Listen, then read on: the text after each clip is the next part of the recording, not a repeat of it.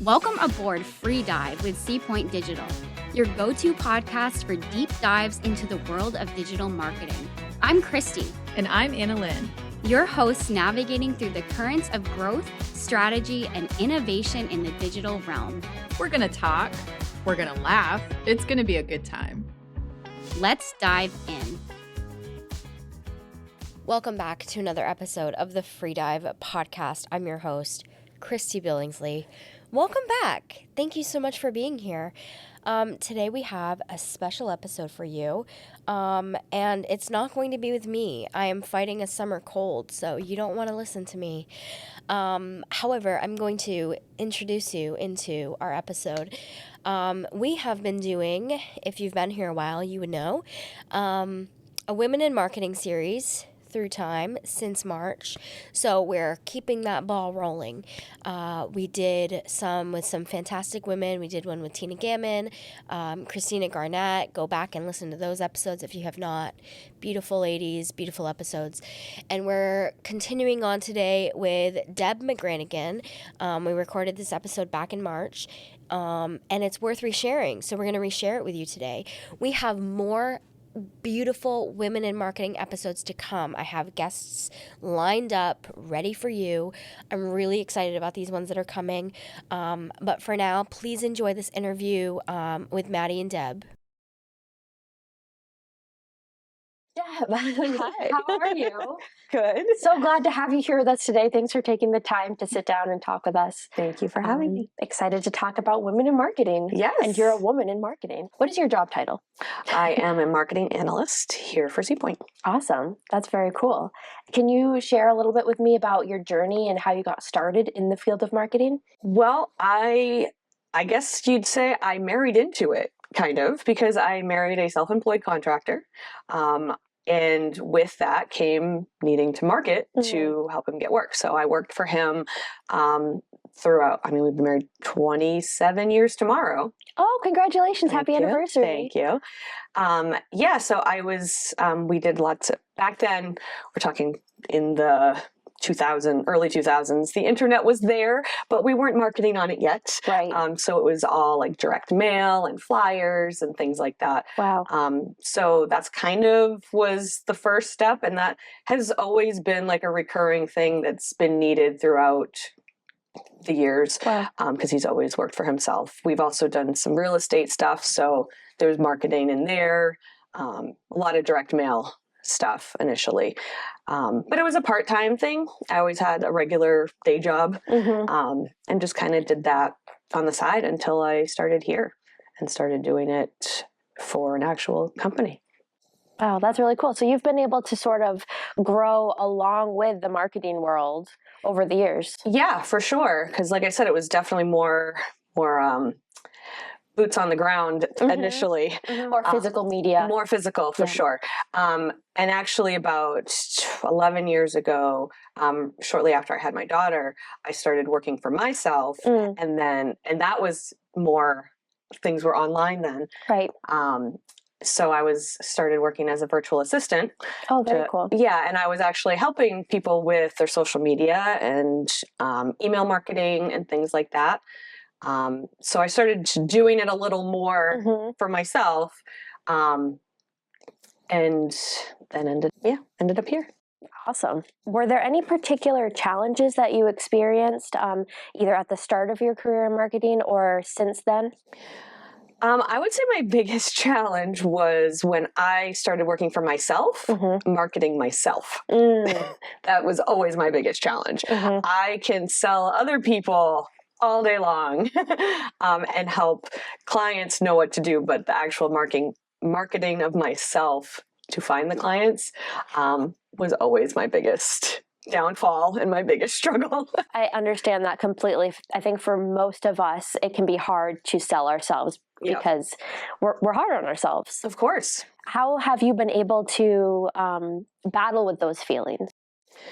It's actually helped since I've been here and working with other people, and a lot of the collaborations have happened here.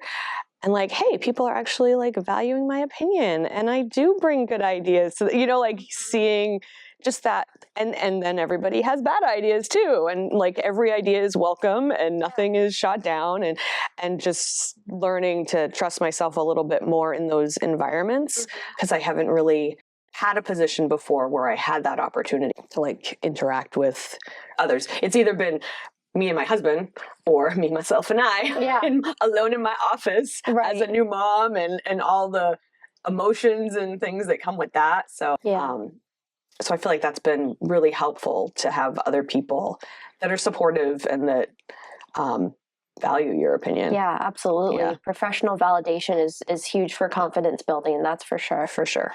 Are there any key traits or skills that you feel are important in the marketing field?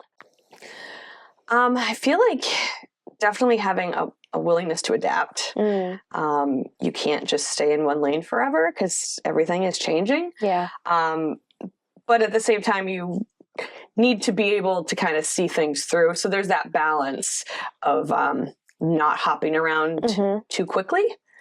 But then if you see something moving in a direction, being willing to maybe try something new, even if it's in addition to what you're currently doing, just not getting too stuck in a rut. And then, like I said before, like being willing to work with others and kind of check your ego at the door with what you think is the best way. And like, okay, what can the group come up with? And maybe that's your idea, or maybe it's not. And not taking things too personally, it sounds like, too. Yeah, which is hard. Yeah. I am a person who takes things personally. So we're naturally the center of our own worlds. That's just the way it is. Yeah, and overly self-critical. So when outsiders then validate that criticism that you have, that can be hard. So,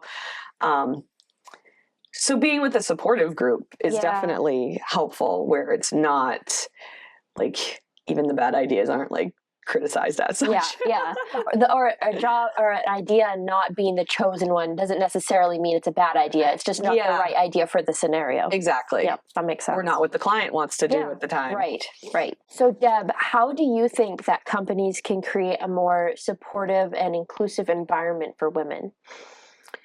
I think allowing women to be women and to show up as women and think as women, and also allowing space for the responsibilities that women have outside of the workplace as well.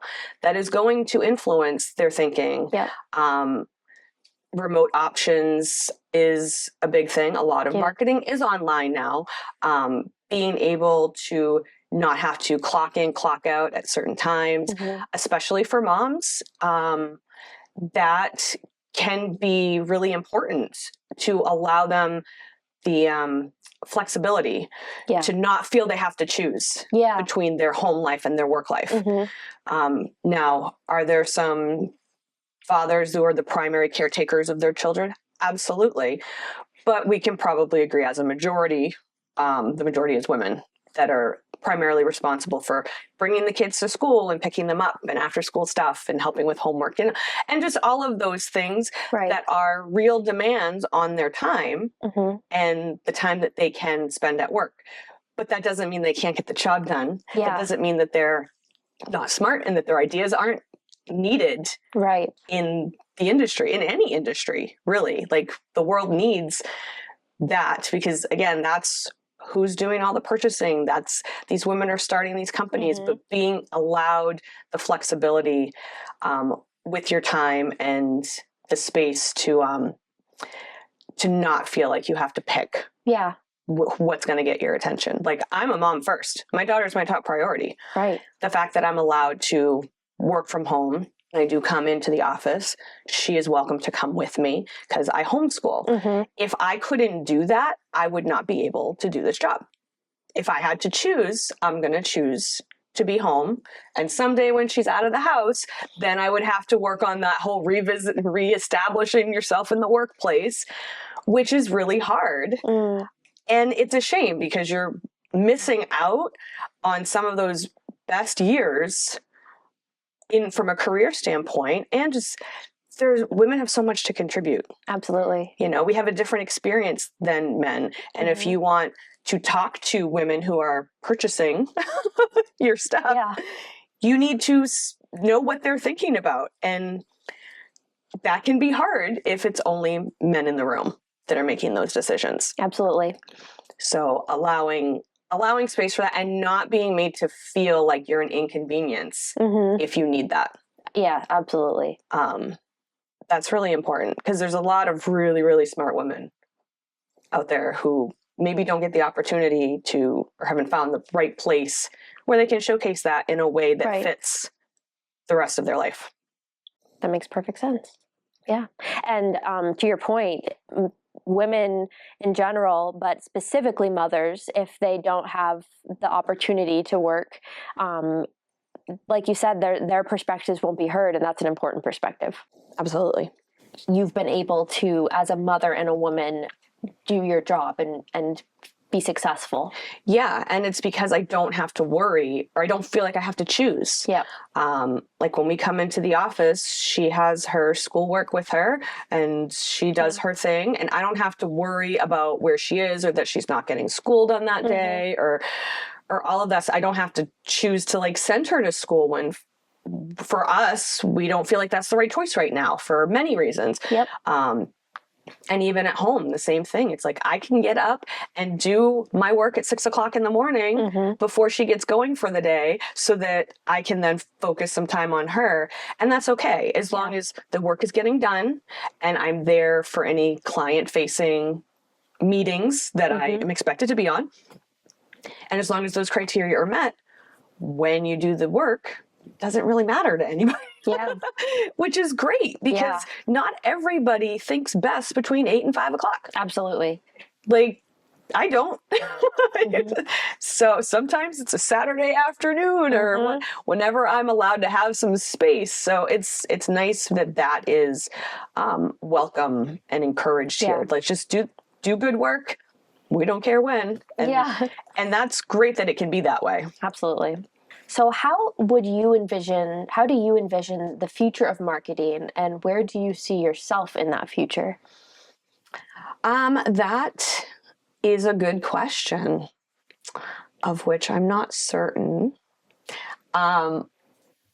All I know is that the future of marketing is going to be different than it is today.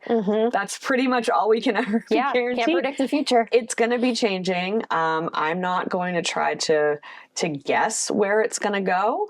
I know that what I am doing within that field right now, I am still enjoying. Yeah. So it's just a matter of being willing to pivot with where it is, with where it heads. But things can change overnight. That does speak to your point about flexibility. Whatever the future brings, if you are flexible and willing to put in the work, willing to learn new technologies and skills, you'll be able to maintain a competitive edge in the industry. Yeah, for sure.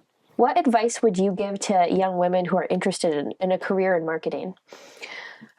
There's so many different avenues you can go down in the world of marketing. Like, just thinking from just our agency, we've got the creative team, like, so the writers who like to create content. We have the graphics team. We've got the account managers, people who are more technically savvy. I'm the analyst, so I got looking at the numbers. So there's all these different avenues that you can try, and knowing your value, I feel like, is a big thing.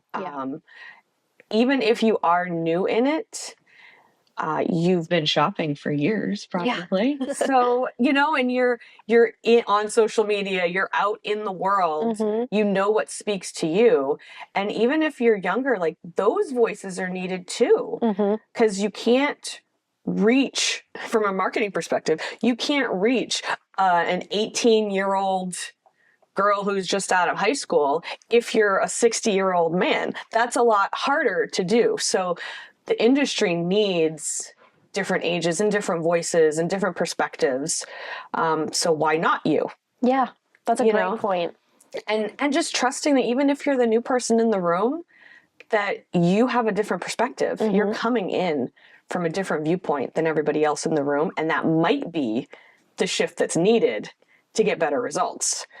So yeah, knowing your value and playing to your strengths. Like, if you know that something, I'm not a numbers person, but hey, I'm really creative, I love to write. Well, then try that. Don't try to force yourself into an area that isn't a good fit. But be curious. Be curious. Try different things to see where. I never would have picked where I am. I wouldn't have guessed that at all. And I actually really enjoy it.